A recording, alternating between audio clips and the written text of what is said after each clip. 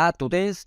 Para terminar con el objetivo 1, vamos a ver la sección 1.4, en la que vamos a analizar la importancia de realizar una operación de carga respetando las consignas de seguridad y buena utilización del vehículo. La carga de los vehículos debe estar colocada, es decir, estibada, en función de los límites máximos de carga admisible, la normativa sobre señalización de la carga, si sobresale lateralmente, por detrás o por delante. También es importante saber cómo realizar las operaciones de carga y descarga, etc. Definir unas pautas de cómo cargar o descargar, cómo señalizar y cuándo, etc. Consigue establecer un criterio común que todos los transportistas deben conocer y respetar, para que nada quede a decisión del conductor, con el consiguiente riesgo de desconocimiento de los riesgos ocultos. Además, en los controles que realizan los agentes encargados de la vigilancia del tráfico, se observa que aproximadamente un 35% de los transportes se realiza con defectos lo suficientemente graves en la sujeción de la carga como para comprometer su seguridad. Y por último, muchas de estas deficiencias son debidas a un desconocimiento técnico por parte de toda la cadena humana que deposita y posteriormente retira la carga de los vehículos. Venga, comenzamos con algunas normas generales sobre la carga. Esta no puede comprometer la estabilidad del vehículo. Además, la carga no puede caer ni desplazarse por la calzada. No debe ocultar matrícula ni dispositivos de alumbrado. No debe producir polvo, ruidos u otras molestias. Y por último, no podrá sobresalir de la proyección en planta, salvo excepciones. En cuanto a la disposición de la carga, las mercancías que se descarguen en último lugar se estibarán al fondo del espacio de carga.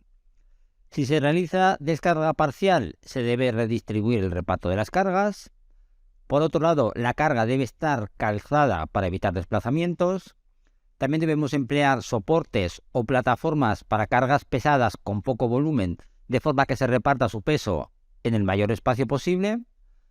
Además, las mercancías pesadas se colocan debajo y nunca sobre las mercancías más ligeras. Por otro lado, la carga con aristas vivas se dirigirán hacia la parte trasera del vehículo y, en último lugar, la carga de formas irregulares se utilizará para rellenar espacios. También es importante no cargar juntas mercancías que puedan perjudicarse entre sí, por ejemplo, productos alimenticios con materias que afecten a sus características. Tampoco materias humedecidas con aquellas que les afecte la humedad, o productos que produzcan polvo con los que se vean afectados por este.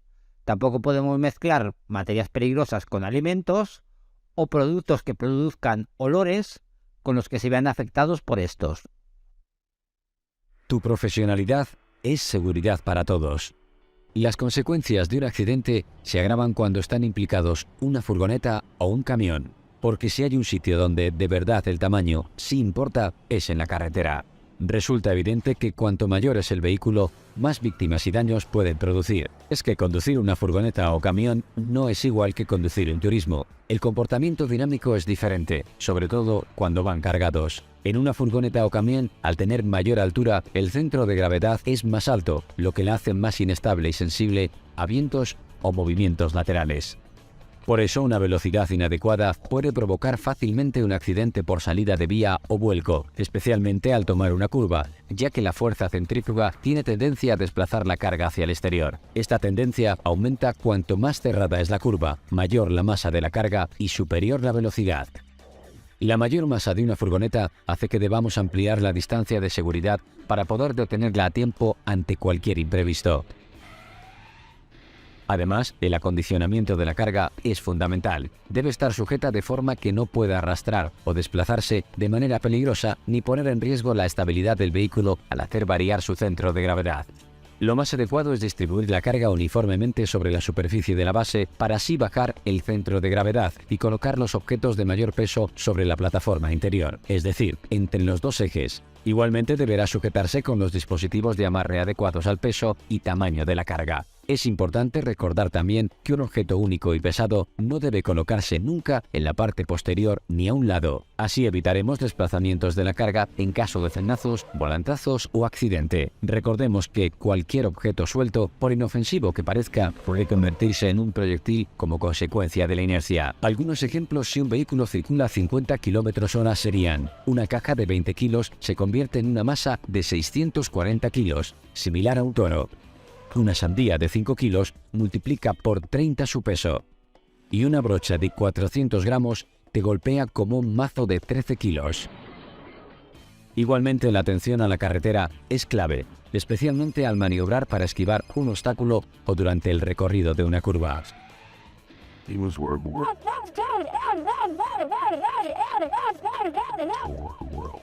Tu profesionalidad es seguridad para todos, porque tú no vas conduciendo al trabajo. Conducir es tu trabajo.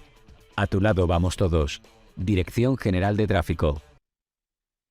En este punto 2 vamos a comentar las operaciones de carga y descarga. Es importante que las operaciones de carga y descarga se realicen con el vehículo y el motor detenidos, fuera de la vía y no ausentándonos salvo el tiempo estrictamente necesario para la entrega. Si por cualquier motivo fuera necesario realizar las operaciones de carga en la vía, se evitará ocasionar perjuicios al tráfico o afectar a la seguridad del mismo. Siempre que sea posible, se realizará por el lado más próximo al borde de la calzada y con la mayor celeridad. También se respetarán las normas y señales sobre paradas y estacionamientos y sobre carga y descarga. Se procurará evitar ruidos y molestias innecesarias. Y en último lugar, se trasladará la mercancía directamente al local o al lugar de destino. En el punto 3 vamos a comentar las dimensiones tanto de los vehículos como de la carga. En estos dibujos podemos ver las dimensiones máximas de los vehículos, siempre incluyendo la carga. La anchura máxima será 2,55, excepto pueden llegar a 2,60 los vehículos acondicionados, y la altura 4 metros, recordamos, incluida la carga. La longitud máxima de un vehículo rígido será 12 metros o 16,50 los vehículos articulados, excepto los autobuses, y 18,75 los trenes de carretera. Y en cuanto a las dimensiones de la carga, recordamos que para que puedan sobresalir de la planta del vehículo debe ser una carga indivisible. En vehículos destinados al transporte de mercancías con una longitud de hasta 5 metros, la carga podrá sobresalir 1/3 de la longitud del vehículo por delante y 1/3 de la longitud del vehículo por detrás. Si conducimos un vehículo de más de 5 metros de longitud, la carga podrá sobresalir 2 metros por delante y 3 metros por detrás. Recordar que no podremos sobrepasar las longitudes máximas ni las anchuras. Y en cuanto a la anchura, la carga puede sobresalir por los laterales del vehículo un máximo de 0,40. Recordamos siempre que esta carga sea indivisible. Y tenemos que cumplir y respetar el máximo de 2,55 o 2,60 si es un vehículo acondicionado. En el punto 4 pasamos a ver cómo se debe señalizar la carga que sobresale del vehículo. Si tenemos una carga que sobresale del vehículo y es de día, por la parte trasera colocaremos los paneles con las franjas blancas y rojas y por la parte delantera no hará falta señalizarlo. Sin embargo, si es de noche o tenemos baja luminosidad, pues porque está lloviendo, hay niebla, etc., por la parte trasera colocaremos el mismo panel y una luz roja, y por la parte delantera debemos colocar una luz de color blanco. Cuando la carga sobresalga longitudinalmente por toda la anchura de la parte posterior del vehículo, se colocarán transversalmente dos paneles de señalización V20, cada uno en un extremo de la carga o de la anchura del material que sobresalga, formando una V invertida. Las cargas que sobresalgan lateralmente del gálibo del vehículo, de tal manera que su extremidad lateral se encuentre a más de 40 centímetros del borde exterior de la luz delantera o trasera de posición del vehículo.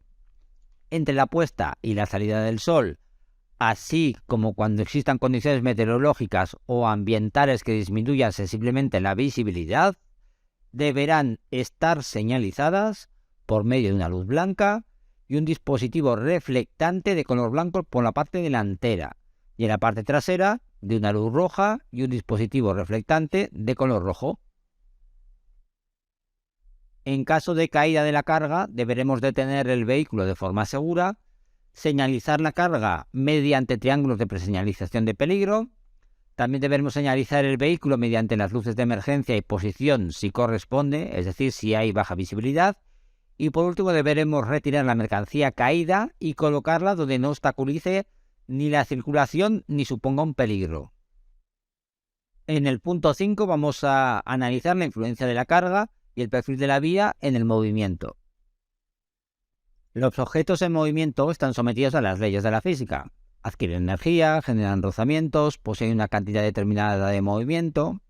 El conductor, cada vez que desea cambiar de dirección, frenar, acelerar, etc., debe generar una serie de fuerzas para conseguir variar el estado inicial de movimiento del vehículo, ya sea en reposo o movimiento, y así poder llevar el vehículo hacia donde quiere, frenarlo o lo que la circulación requiera.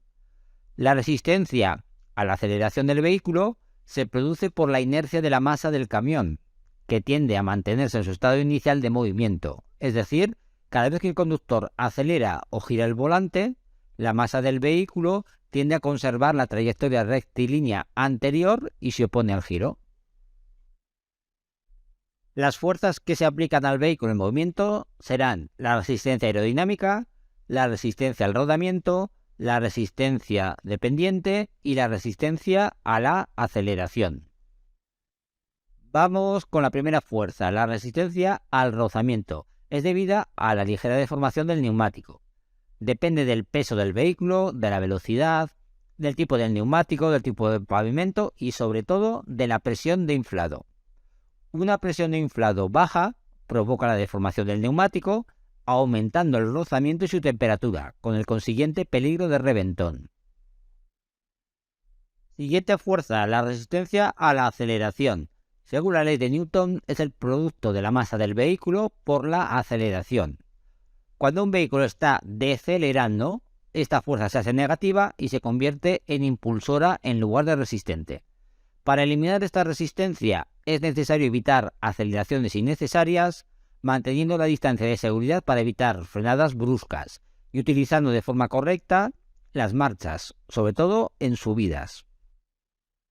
La resistencia aerodinámica será otra fuerza que afecte al vehículo. Es la fuerza que se opone al avance de un cuerpo a través del aire. Produce dos efectos. En primer lugar, resistencia al avance y en segundo lugar, turbulencias que se generan en la parte de detrás del vehículo. Tenemos que saber que a mayor velocidad, mayor resistencia y mayores turbulencias. Además, depende de las dimensiones del vehículo, de su forma, del coeficiente Cx de resistencia aerodinámica, de la temperatura y presión del aire y de la velocidad del vehículo respecto al aire que le rodea, elevado todo ello al cuadrado. Y por último tenemos la resistencia a la pendiente, que va a depender del peso del vehículo y de la pendiente de la vía. Es positiva si la pendiente es ascendente, pero si la pendiente es al contrario, es decir, descendente, esta fuerza se hace negativa y es realmente impulsora en lugar de resistente. Para reducir esta resistencia es necesario utilizar las marchas adecuadamente, reduciendo el número de cambios en el ascenso y utilizando una marcha superior y la inercia del vehículo en el descenso.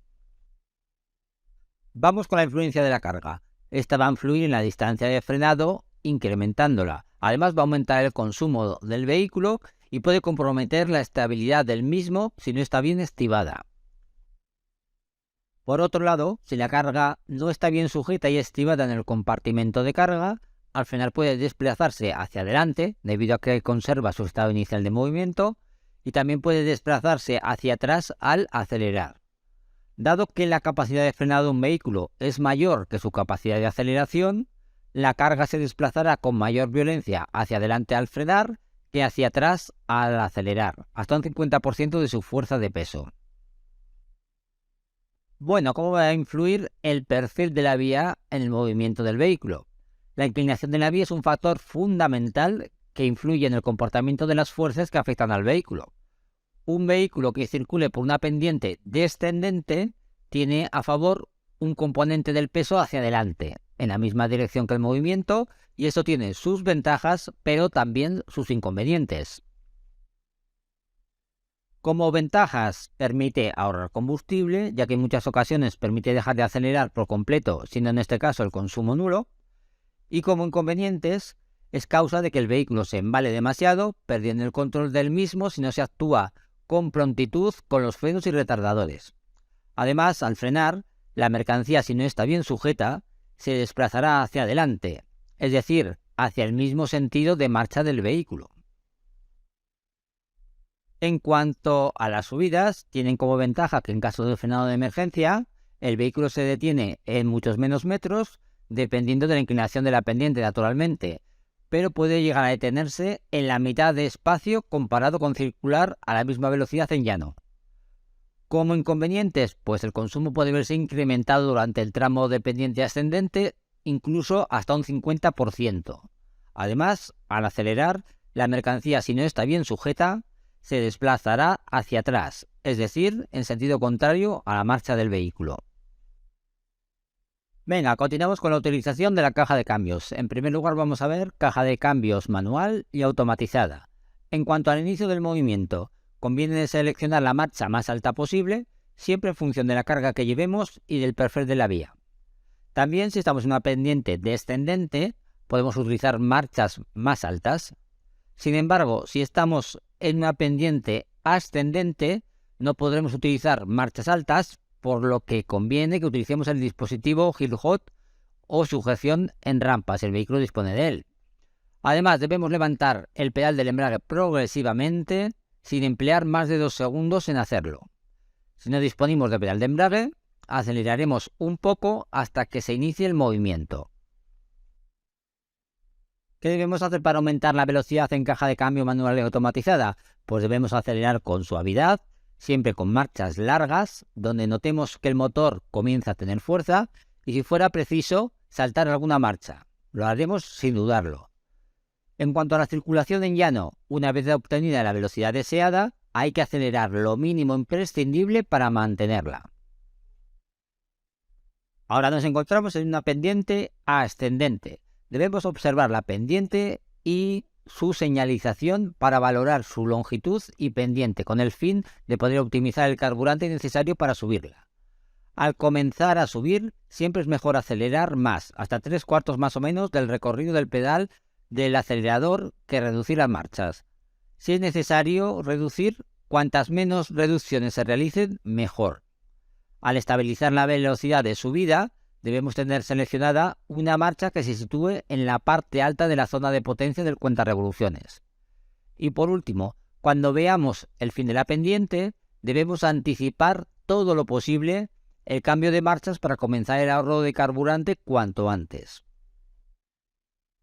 Continuamos con las pendientes descendentes. Si esta pendiente tiene un grado de inclinación suficiente para no tener que acelerar para mantener la velocidad, debemos aprovechar esta circunstancia para economizar carburante, ya que el motor no inyecta nada de carburante. Ahora bien, no debemos permitir que el vehículo se embale, por lo que conviene utilizar con anticipación los retardadores y los dispositivos de frenado. Al finalizar la pendiente, quitaremos los retardadores y saltaremos de marcha hacia abajo cuanto antes, para seguir acelerando con suavidad, situando las revoluciones al inicio de la zona de potencia.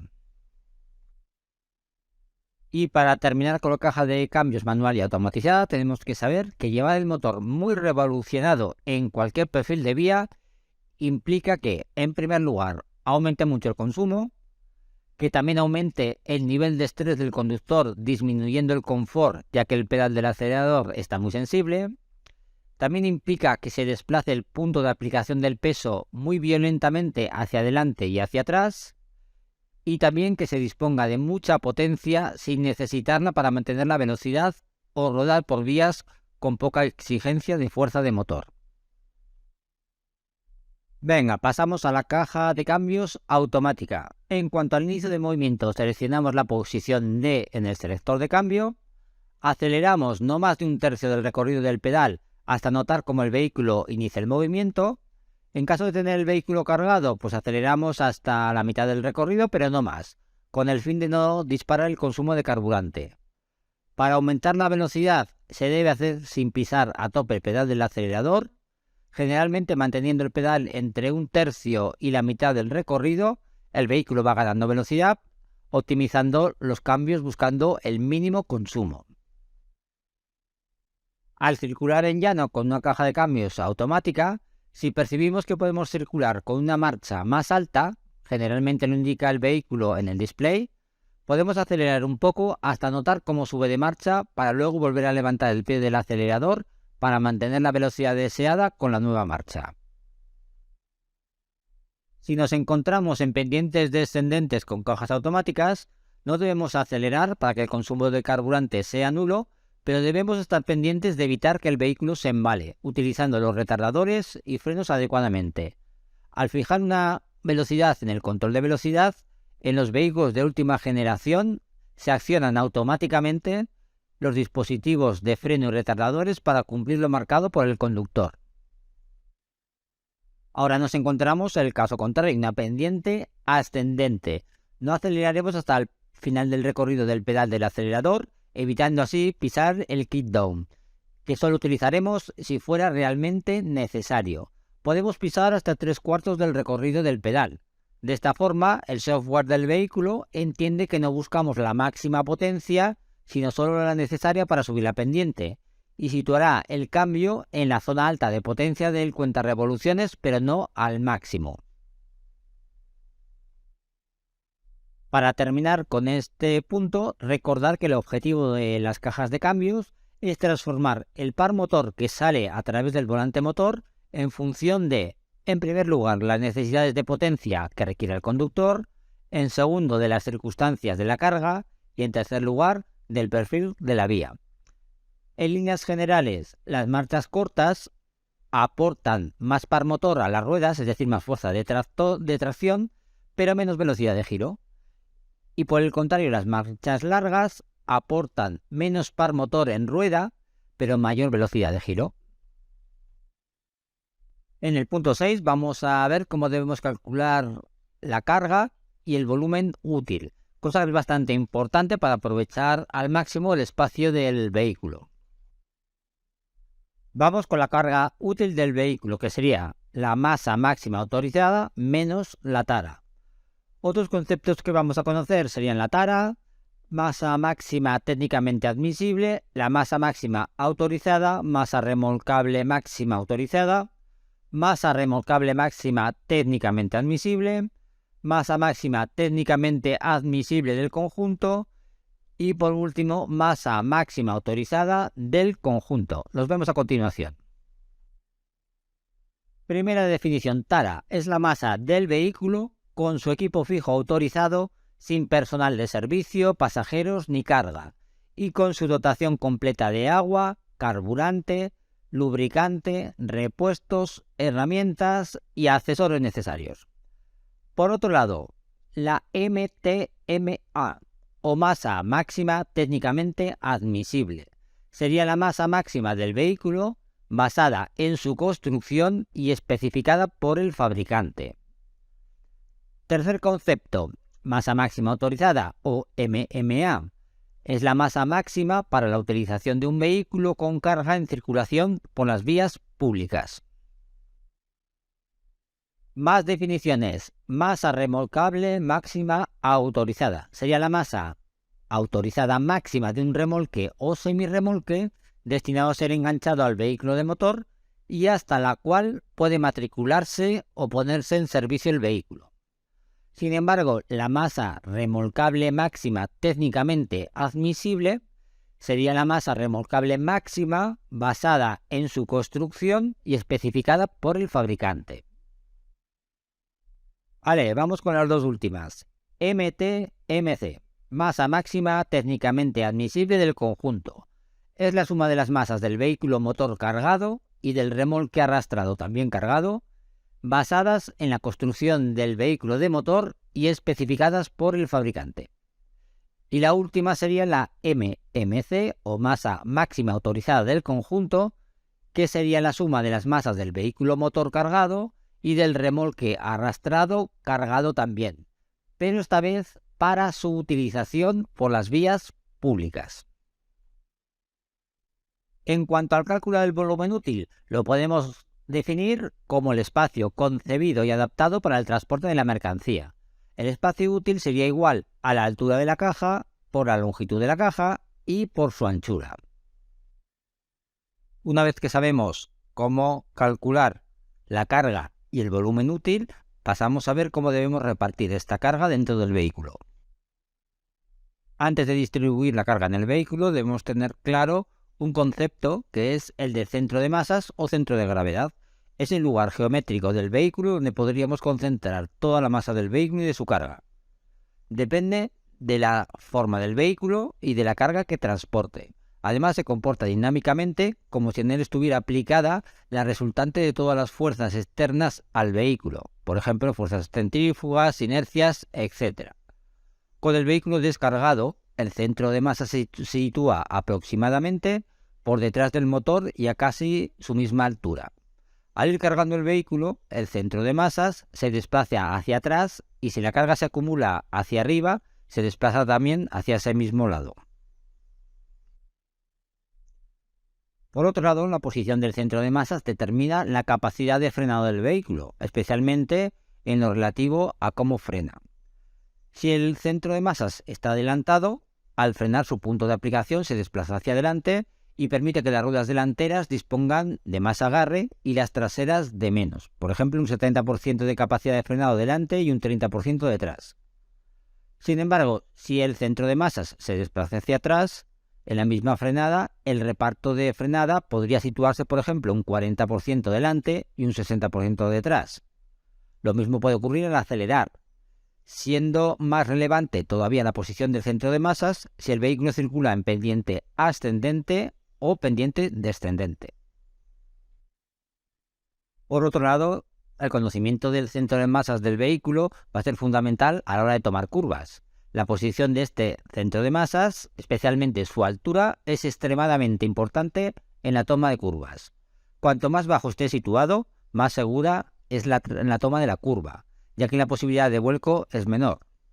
Este es uno de los principales motivos por los que la estiba de la carga es fundamental para un buen comportamiento dinámico del vehículo, razón por la que siempre debe situarse la carga más pesada abajo y con el centro de gravedad lo más bajo posible.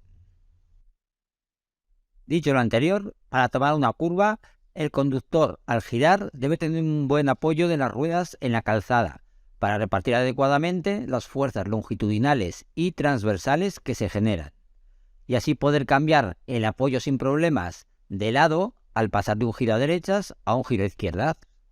Por este motivo, la presión de inflado de los neumáticos, su mantenimiento, su antigüedad, etc., son factores a tener en cuenta para asegurarse de un buen control del vehículo en trayectorias curvas.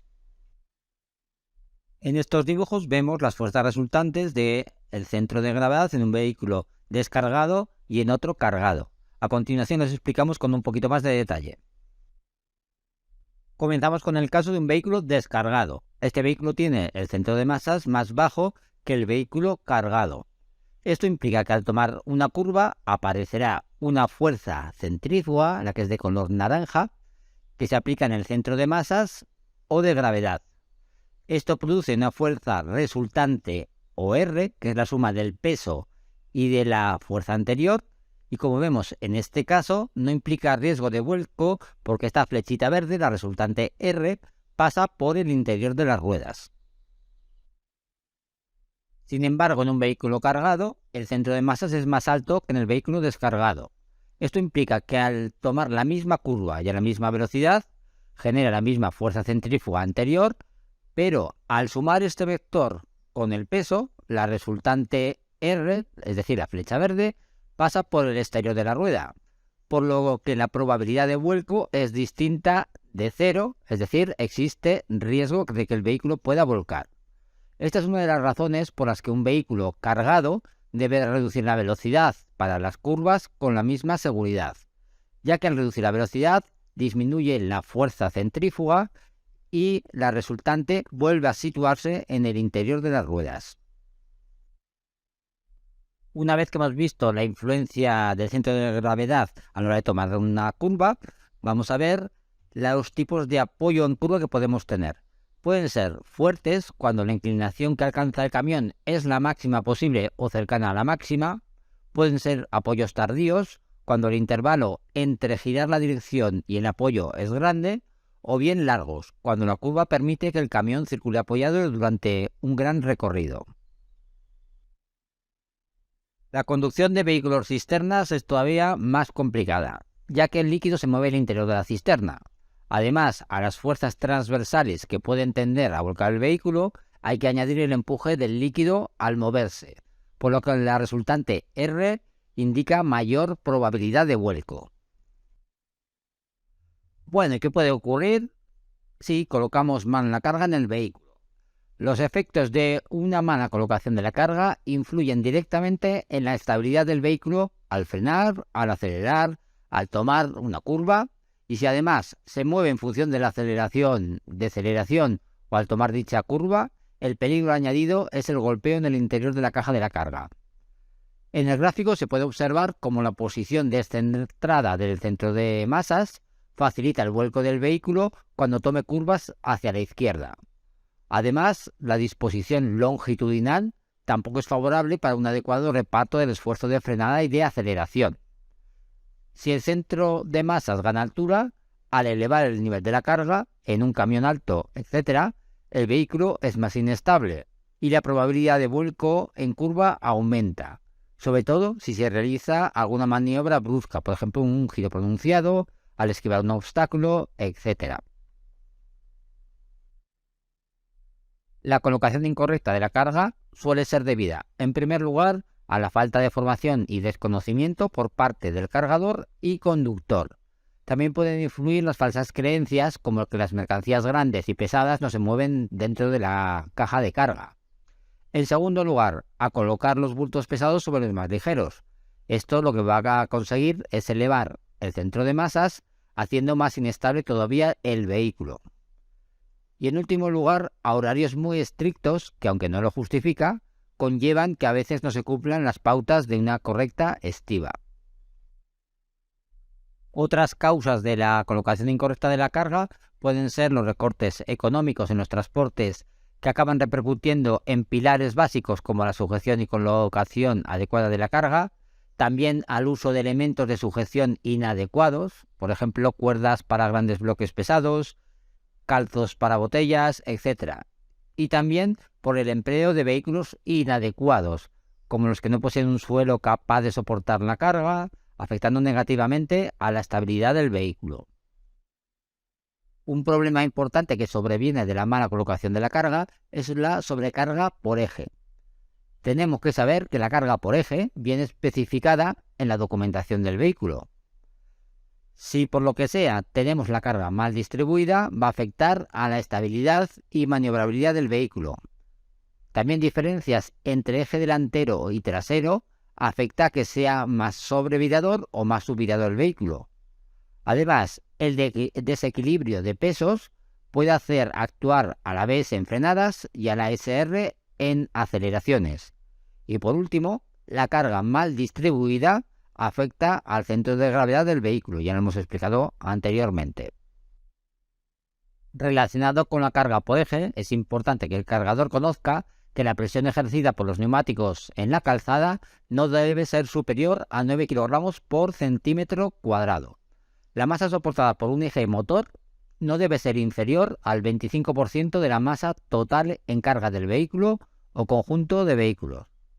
Por otro lado, las reglas de estiba establecen unas pautas que buscan el equilibrio del reparto de masas para que, en primer lugar, se disponga siempre de tracción y agarre en el eje directriz y, en segundo lugar, sean los ejes tándem o tándem triaxiales los que soporten el grueso de la carga.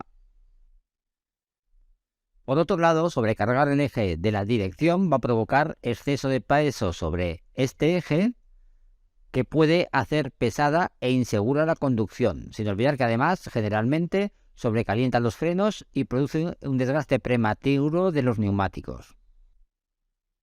Por el contrario, al sobrecargar el eje trasero se producen esfuerzos excesivos para la suspensión trasera.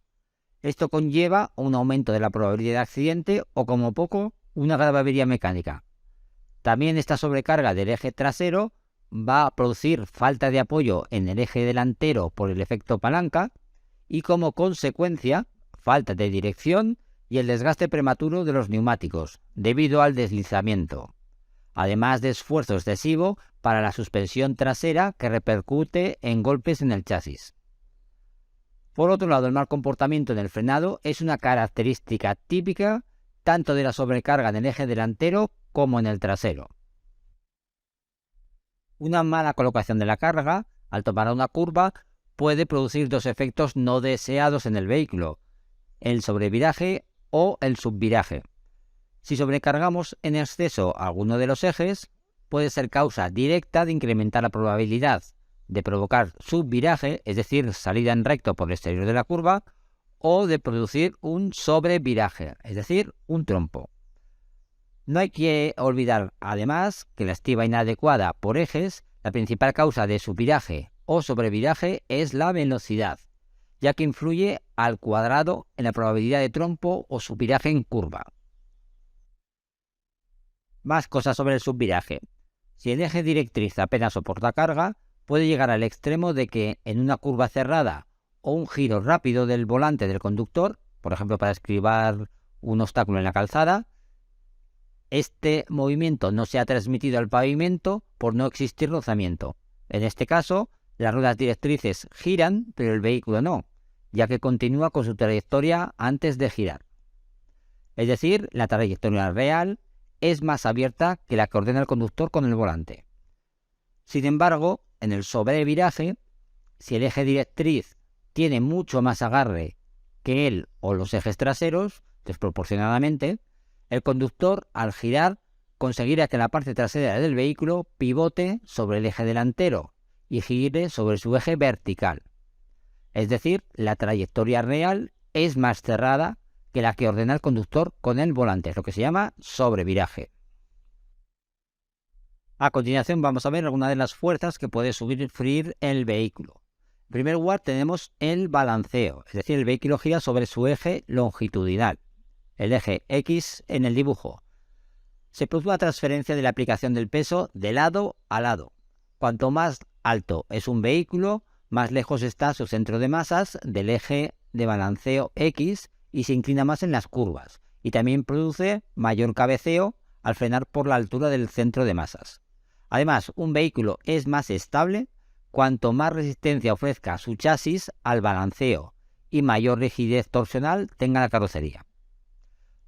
Por otro lado tenemos el cabeceo, que sería un giro en el eje transversal Y. Se produce una transferencia de la aplicación del peso de delante hacia atrás. Se produce cuando hay una aceleración o una frenada que, si es brusca, incrementa también la probabilidad de subviraje o sobreviraje. Y en último lugar tenemos la guiñada, que sería un giro sobre el eje vertical Z. Es cuando se produce un sobreviraje o un trompo. Otros factores a tener en cuenta para evitar el subviraje o el sobreviraje serían el tipo de frenos que tiene el vehículo, el arrastre del remolque y la aceleración o deceleración. En cuanto a la influencia del tipo de frenos en el sobreviraje o subviraje, los frenos de tambor tienden a bloquear con más facilidad las ruedas, por lo que si el eje con frenos no soporta apenas peso, tendrá más probabilidad de bloqueo en caso de frenada fuerte. La fuerza de rozamiento del neumático es proporcional al coeficiente de rozamiento del pavimento y del peso suspendido sobre dicho neumático. Por otro lado, el arrastre de un remolque también puede influir en la producción de sobre o subviraje. Si el vehículo arrastra un remolque y este es de un solo eje, hay que asegurarse de que el 10% de la masa cargada en el remolque cae sobre el dispositivo de acoplamiento, siempre y cuando este 10% no supere como máximo los 1000 kilos. Sin embargo, si el remolque tiene dos ejes y el delantero es directriz, una parte sustancial del peso debe recaer sobre este eje para mantener el control direccional. Por otro lado, el desequilibrio de peso soportado en los ejes del vehículo tampoco ayuda al buen funcionamiento de la electrónica del mismo, por ejemplo la ABS, el ASR o el ESP. porque habrá ruedas con mayor probabilidad de bloqueo que otras, deslizamientos de alguna de las ruedas, etc., siendo estas circunstancias difíciles de interpretar por el software del vehículo, pudiendo derivar en una reacción no esperada durante la conducción. Además, el tipo de ruedas, dobles o simples, el montaje, gemelo o simple, etc., también son datos a tener en cuenta para que el fabricante permita más o menos masa máxima autorizada sobre cada eje. Y otro de los factores que influyen en el subviraje o sobreviraje es la aceleración y deceleración. La primera, la aceleración, es la variación de la velocidad respecto del tiempo. Es decir, si pasamos de 80 km/h a 90 km/h en 25 segundos, significa que hemos acelerado menos que si pasamos de 80 km/h a 90 en 15 segundos. Al acelerar, el punto de aplicación del peso se desplaza hacia atrás, aunque en camiones este efecto se nota poco porque no tienen gran capacidad de aceleración. Sin embargo, al decelerar, es decir, aceleración negativa, el punto de aplicación del peso se desplaza hacia adelante. Comúnmente se dice que hay desplazamiento del peso hacia adelante, o que puede favorecer que se produzca un sobreviraje.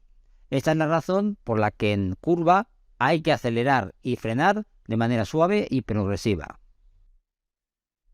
En general, las fuerzas de inercia afectan principalmente, en primer lugar, en las curvas, al aparecer fuerzas transversales que tienden a desplazar de lado a lado la carga, afectando al vehículo también.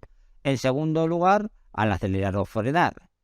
Y en tercer lugar, al acelerar, si la velocidad de giro de la rueda, es decir, velocidad angular, no coincide con la velocidad lineal del camión, lo que significa que el neumático está deslizando, y se mide como el coeficiente de deslizamiento aparente. Si esto ocurre en el eje delantero, se incrementa la probabilidad de subviraje. Si ocurre en el eje trasero, ocurrirá lo contrario. Aumentará la probabilidad de sobreviraje. Otro concepto importante a tener en cuenta a la hora de tomar una curva con un vehículo es la deriva de los neumáticos. Es decir, los neumáticos, al apoyarse en el suelo y generar rozamiento en sentido contrario al movimiento del vehículo, sufren una deformación en el flanco que produce un fenómeno denominado deriva. El conductor, al circular en línea recta, tiene el volante orientado hacia adelante, hacia donde desea ir. Si aparece una fuerza transversal como el viento, aunque podría ser otra fuerza como la centrífuga, ocurre que ambas fuerzas se suman, obteniendo una fuerza resultante que es la dirección real del vehículo.